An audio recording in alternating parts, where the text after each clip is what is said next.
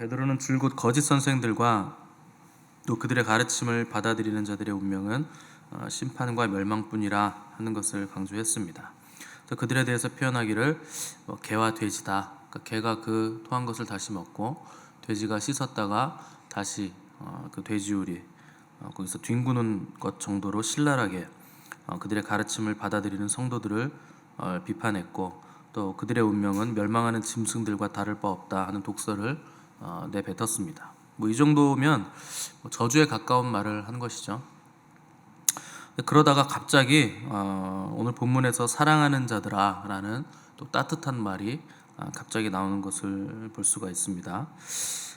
늘 말씀드리지만 장과 절을 구분하는 것은 후대 랑턴 주교라는 사람이 읽기 편하게 어디까지 읽었는지 표시하기 좋게 나눠놓은 것이기 때문에 베드로가 원래 이 편지를 썼을 때는 나눠져 있지 않았던 겁니다. 그러니까 스크롤 하나에 다 들어가 있었던 건데 갑자기 사랑하는 자들 이라는 표현이 나온 것은 굉장히 어떻게 보면 뜬금없이 나온 거죠. 이 사랑하는 이라는 헬라어가 아가페토스인데 원래 히브리어 야히드라는 단어를 번역을 한 겁니다. 근데 이 야히드라는 단어는 원래는 사랑하는 이라는 뜻이 아니고 유일한, 소중한, 또 특별한 이라는 뜻에 더 가깝습니다. 이건 부모가 자녀를 보면서 느끼는 사랑을 표현하는 게 야히드. 그러니까 나에게 하나밖에 없는 특별하고 소중한 존재여라고 부른 셈이죠. 근데 이 1절의 표현은 원래는 이제 서론에 나와야 어울리는 표현인데 왜 갑자기 편지 중간에 이 인사하는 느낌으로 사랑하는 자들이라는 표현이 나왔는가? 이것 때문에 이제 학자들은 이 3장은 후대에 누가 이제 삽입한 거다 이런 식으로 주장을 하기도 하는데 그렇지 않습니다. 그러니까 당시 베드로는 초대교회 리더였을 뿐만 아니라 이제 사도들의 또 리더이기도 했기 때문에 거짓 선생들이나 거짓 선지자들로부터 많은 공격을 받았는데 이 모든 저항들을 이겨내면서 초대교회 안에 순수성을 지켜내기 위해서 굉장히 이제 애를 쓰고 있는 상황이었습니다. 그런데 그 초대교회 안에 사랑하는 백성들이 복음을 잘 받아들였다가 이 거짓 선생들과 거짓 선지자들에 의해서 거짓 가르침에 빠지는 것을 보고 심령의 안타까움을 느껴서 제발 정신 차리고 다시 돌아오라, 권면하기 위해서 유일하고 소중한 나의 사랑하는 자들아 라는 표현을 다시 한번 반복해서 쓰는 겁니다. 그래서 1절 하반절 보시면 너희의 진실한 마음을 일깨워 생각나게 하여 라는 표현이 있는데 베드로가 사랑하는 자들, 특별한 자들이라고 표현한 것은 목적이 있는데 그들의 진실한 마음을 다시 일깨워서 하나님의 말씀을 생각나게 해서 다시 돌아오게 하기 위해서 이런 표현을 썼다 하는 겁니다. 이런 표현은 베드로후서 1장 13절에 또 동일하게 한번 표현이 됐던 표현입니다. 13절 보시면 내가 이 장막에 있을 동안에 너희를 일깨워 생각나게 함이 옳은 줄로 여기노니 라고 되어 있죠.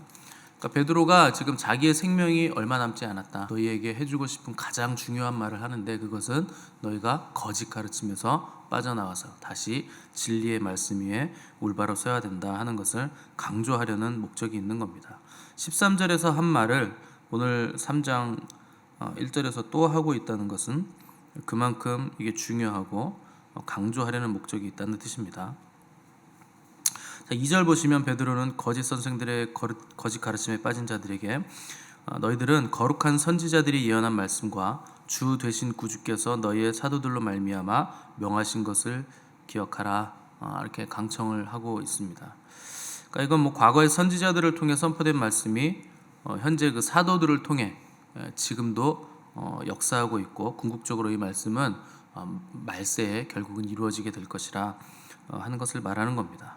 그러니까 말씀은 시대에 묶이지 않고 과거의 말씀이라고 해서 시간에 묶이지 않고 현재에도 동일하게 하나님의 능력으로 역사하고 있고 미래에도 동일하게 역사할 것이다. 너희들은 거짓 가르침이 아니라 이 말씀 위에 서야 된다 하는 것을 강조하는 겁니다. 특별히 사도와 선지자들을 거룩하다 이렇게 표현을 했습니다. 그래서 거룩한 선지자들이 예언한 말씀, 또 주되신 구주께서 너희의 사도들로 말미암아 명하신 말씀, 그 말씀을 기억하라는 거죠. 그러니까 선지자들이나 사도들이 거룩한 이유는 그들이 받은 말씀이 거룩하기 때문에 그들도 거룩한 것이고, 또 하나님의 말씀을 받은 사람은 그 말씀의 역사로 인해서 거룩해질 수밖에 없기 때문에 그들을 거룩하다고 하는 겁니다.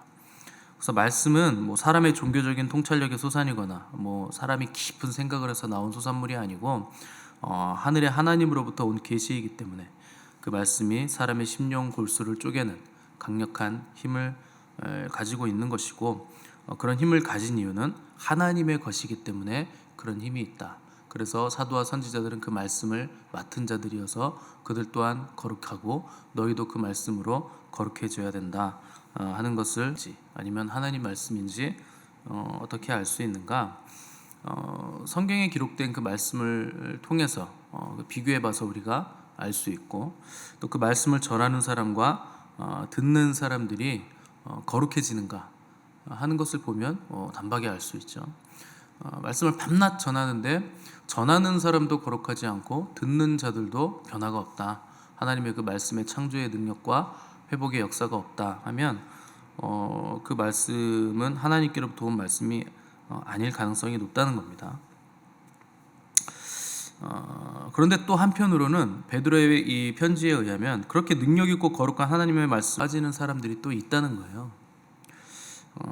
어떻게 그럴 수가 있겠는가 싶겠지만 성경 내내 그런 사람들이 많이 있다 하는 것을 우리에게 계속 보여주면서 거울로 삼아야 함을 말씀하고 있는 겁니다. 뭐 광야 이스라엘 백성만 해도 늘 하나님 말씀 믿지 못하고 원망하고 불평하던 사람들이었는데, 사실 우리 생각에는 그 사람들이 믿지 않는다, 하늘에서 만나가 내리는 기적만 해도 그걸 보고 어떻게 믿지 않을 수가 있겠습니까? 여러분들이 만약에 집에 먹을 게 없는데 집에 만나가 내린다고 한번 생각을 해보세요. 40년이 아니고 딱 하루 한 끼 만나가 내렸다. 그럼 여러분 하나님한테 막 눈물을 흘리며 감사하지 않겠습니까? 그리고 하나님 믿지 않겠습니까? 근데 이 사람들은 40년을 먹었거든요. 근데도 믿지 않는다는 거예요. 그리고 40년 동안 자기들 옆에 구름 기둥과 불 기둥이 동행을 했잖아요. 그것만 해도 사실 이건 대단한 기적 아닙니까? 그런데도 믿지 않는다는 거죠.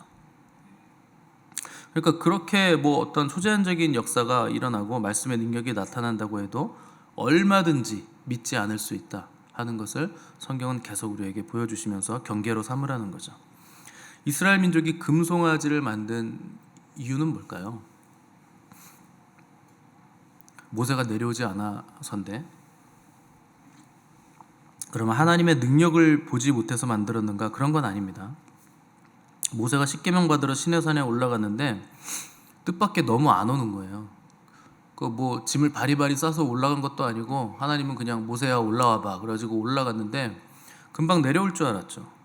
근데 40일을 금식하고 아직 하나님은 나타나시지 않은 겁니다. 그냥 깜깜한 흑암 중에 모세는 도시락도 안 싸갔잖아요. 아무것도 먹을 것도 안 가지고 물도 안 가지고 올라갔는데 40일 동안 흑운 검은 구름 안에 그냥 앉아만 있는 거예요. 그러니까 산 아래 백성들이 생각하기에 아니 뭐 음식을 가지고 싸서 올라간 것도 아니고 금방 내려올 것처럼 올라갔는데 하루 지나고 이틀 지나고 한 주 지나고 두 주 지나고 4주가 지났어요. 한 달이 지났는데도 안 내려오니까 백성들 생각에 저 산은 돌산이고 물도 없는 산이고 저기 지금 뭐 번개만 치고 구름만 지금 깜깜하게 있는데 모세는 죽었다, 이렇게 생각을 한 거죠. 분명히 버티지 못하고 죽었을 것이라는 당연한 생각을 한 건데, 그런데 지금까지 그들이 봐왔던 하나님의 기적과 능력의 패턴에 의하면 그들이 마땅히 생각해야 될 것은 물도 없고 음식도 없고 분명히 기진해서 죽었거나 굶어 죽었거나 탈진해서 죽었을 것이다 라는 것이 아니고, 모세가 어떻게 살아남았을까에 대한 생각을 할 게 아니라 하나님이 어떤 일을 하실 것에 대한 생각을 하는 게 옳았다는 얘기죠. 그래서 그걸 하지 않고 상식적인 내 생각, 우리의 생각, 상식에 기반한 생각을 자꾸 하니까 결국 그 생각 때문에 금송아지를 만들게 됐다는 겁니다. 그러니까 금송아지를 만든 재료는 결과론적으로는 물리적인 재료는 금이었지만 그 출발은 하나님의 말씀이나 언약, 하나님의 그 능력보다 자기들의 생각과 상식에 기반한 것을 계속 묵상했기 때문에 그 생각의 결론으로 금송아지가 나온 거예요. 결국 광야 이스라엘 백성들은 다 죽죠. 물이 없어서 죽은 것도 아니고 음식이 없어서 죽은 것도 아니고 자기들이 만든 금송아지가 자기들을 물어 뜯어서 죽은 것도 아니고 왜 죽었는가? 자기들 생각 때문에 죽은 겁니다. 너무나 당연하고 너무나 지당하고 너무나 합리적인 그 인간적인 생각과 발상 때문에 그 생각이 하나님의 말씀을 앞서니까 결국 다 광야에서 죽는다 하는 것을 깨달으라는 겁니다. 초대교회 많은 성도들이 진리의 말씀을 듣고 변화되는데 그런 사람들이 어쩌다가 거짓 선지자들의 거짓 가르침에 빠져들었는가? 어쩌다가 우상 숭배를 하게 됐는가? 그 영지주의자들의 거짓 가르침이 너무나 달콤하기 때문에 그런 겁니다. 죄를 지어도 영원히 구원받는다는데 얼마나 좋습니까? 그러니까 내가 하고 싶은 거 다 해도 이 땅에서 내가 누리고 싶은 거 다 받는다라는 가르침이 영지주의자들의 가르침이기 때문에 너무 달콤한 거예요. 얼마나 좋습니까? 내가 하고 싶은 거 다 할 수 있잖아요. 마음에 안 들면 그냥 한번 뒤집어도 상관없고 저거 내가 한번 오늘 한 달까리 해야 되겠는데 이걸 참아 마라 이렇게 고민할 필요도 없는 거예요. 그냥 야 옥상으로 따라와 그래가지고 그냥 한번 뒤집어도 되고 승질 있는 거 나 그냥 다 부려도 되고 욕해주고 싶은 거 다 욕해도 되고 내가 정욕에 이끌려서 얼마든지 음란한 삶을 살아도 영원히 구원받는다고 하니까 너무 매혹적이잖아요. 너무 좋잖아요. 너무나 달콤하잖아요. 육적인 본성을 만족시켜도 천국에 갈 수 있다니. 여러분 그게 우상숭배입니다. 거기에 다 휩쓸린 거죠. 자기 생각에 좋은 거 선택하는 거, 나에게 더 유익한 거 선택하는 거, 내 정욕을 누릴 수 있고 인간적 생각을 만족시킬 수 있는 길을 택하는 거, 그게 바로 우상숭배고 그게 거짓 선지자들의 가르침에 빠지게 된 계기입니다. 그래서 성경은 탐심은 곧 우상숭배니라 그러잖아요. 뭐 상식적으로 탐심이 왜 우상숭배입니까? 내가 뭔가를 간절히 원하는 게 어떻게 우상숭배가 됩니까? 근데 그게 우상숭배예요.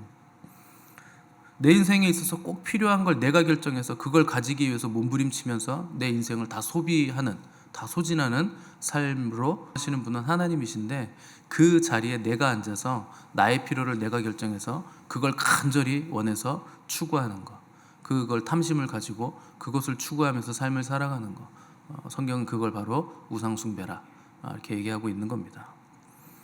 그러니까 우리가 왜 매일 하나님 말씀은 듣는데 또 매일 주일 예배도 드리고 하나님 말씀을 듣는데 힘든가? 내 생각이 살아있기 때문이죠. 하나님의 말씀은 분명히 아는데 그것보다 내 생각이 더 살아서 하나님 말씀보다 앞서 나가는 일들이 계속 많기 때문에 인생이 힘들어지는 겁니다. 왜 초대교회 교인들이 사도들과 선지자들의 가르침을 듣고도 거짓 가르침에 빠져서 멸망의 길로 가는가? 진리보다 육신의 정욕을 더 추구하고 하나님의 말씀보다 내 생각을 더 앞세우고 하나님의 나라보다 내 나라를 만들기를 원하고 하나님의 의보다 내 의를 더 드러내고 싶은 그 욕망을 다스리지 못하기 때문에 결국 멸망의 길로 떨어진다 하는 겁니다. 그래서 성경은 자기의 유익을 구하지 말 것을 우리에게 계속 강조를 합니다. 그래서 진정한 사랑은 자기의 유익을 구하지 않는다. 또 고린도전서 10장 24절 보시면 누구든지 자기의 유익을 구하지 말라 이렇게 되어 있습니다. 그러니까 자기의 유익을 구하는 건 그게 즉각적으로 우상 숭배와 맞닿아 있기 때문에 내 유익을 구하지 말라고 하는 겁니다. 내가 나에게 유익한 것을 쫓아가면 그 하나님의 말씀도 그때는 안중에 없게 되거든요. 그 길로 막 걷잡을 수 없이 뭐 옆 사람은 보지도 않고 앞만 보고 달려가는 것이 인간의 속성이죠. 그래서 이리 치이고 저리 치이고 하는 겁니다. 그래서 제가 우리가 이렇게 성탄절 같은데 이렇게 막 경품 추첨하면 굉장히 재밌어요. 저는 경품을 안 받아갑니다. 안 받아가니까 저는 한 걸음 떨어져 있는 입장에서 보잖아요. 내가 마음에 드는 경품을 향한 그 욕망이 얼마나 강한지 다 보여요. 눈빛에서 다 보여요. 내가 반드시 저거 당첨돼야 되는데 자기 게 아닌데 여러분들이 돈 내지 않았잖아요. 여러분들이 산 거 아니잖아요. 그냥 혜택을 드리려고 그냥 친교를 하려고 하는 건데 어쩌다 보니 그것을 향한 강한 욕망, 경쟁. 아이씨 안 됐네. 에이씨 그러면 그 다음 거 저거라도. 이게 사람이에요. 그럼 날마다 우리의 연약함을 우리가 보지 않습니까?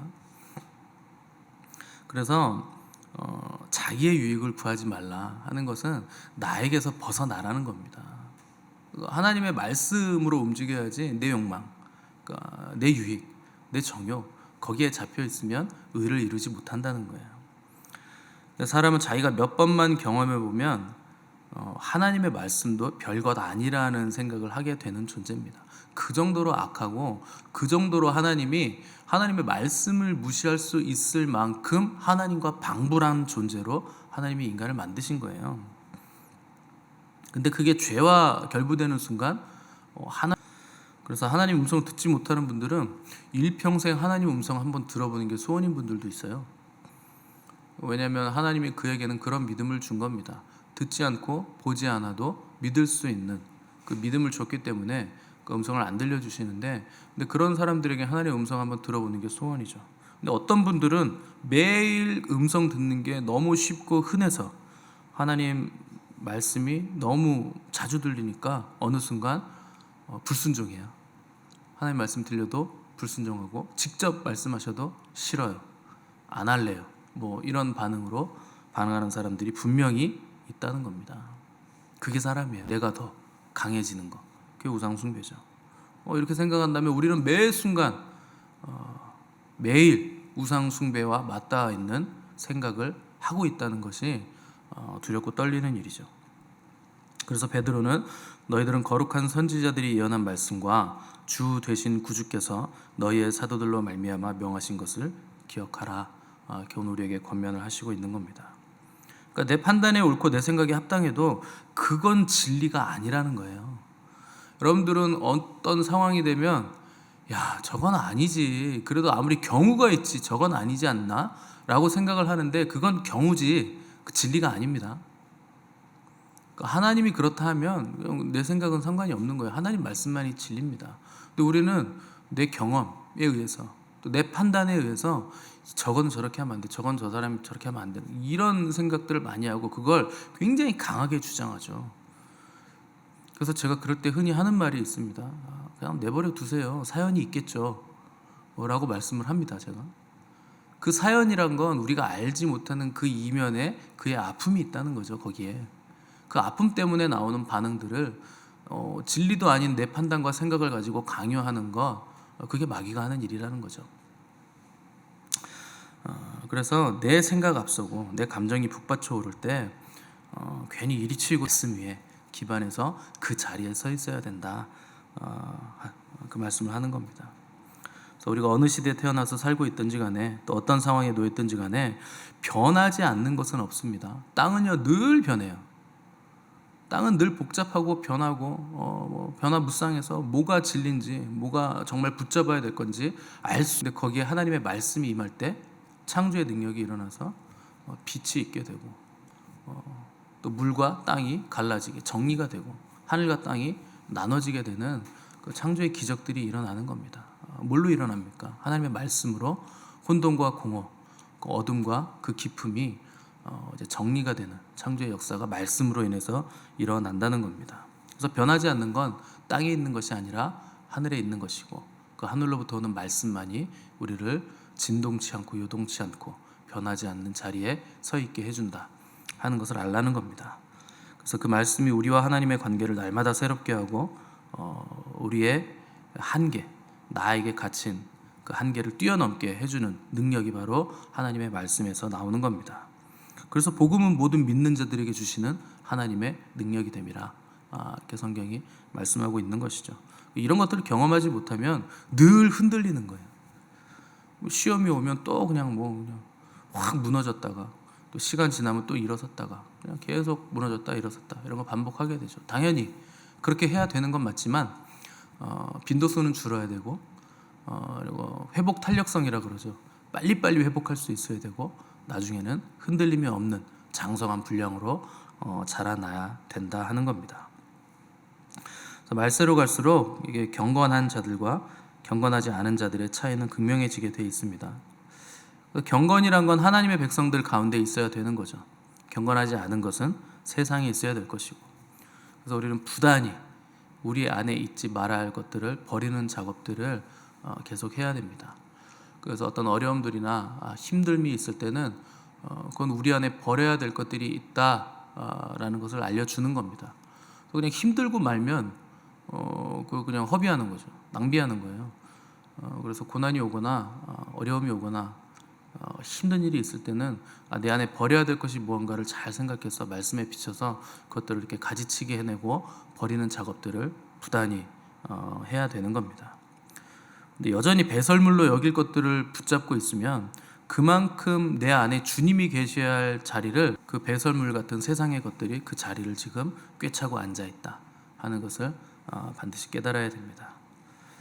그래서 의인은 믿음으로 사는 겁니다. 자기 고집으로 사는 게 아니고 자존심으로 사는 게 아니고 의인은 믿음으로 살아요. 믿음이란 어떤 상황에서도 하나님의 말씀을 붙드는 겁니다. 믿음의 사람들이라 하는 겁니다.